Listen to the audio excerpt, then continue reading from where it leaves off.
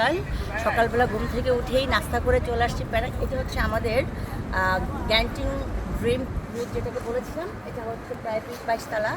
আর এই যে আকাশ আর জাহাজ আমরা একত্রিত হয়ে গেছি এখানে। অ্যাকচুয়ালি আমরা গুলশান ক্লাব থেকে 2 জন আসছি।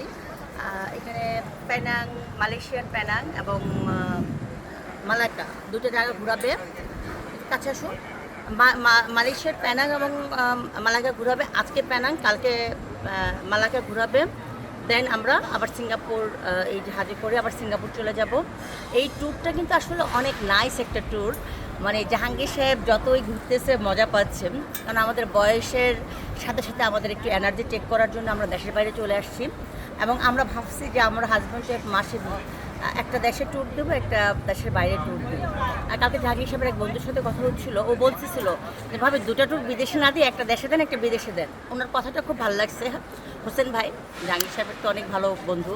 তো যাই হোক, এখন হচ্ছে আমরা এই যে ঘুরতেছি বয়সের সাথে সাথে আমরা মৃত্যুর দিকে ধাবিত হচ্ছি।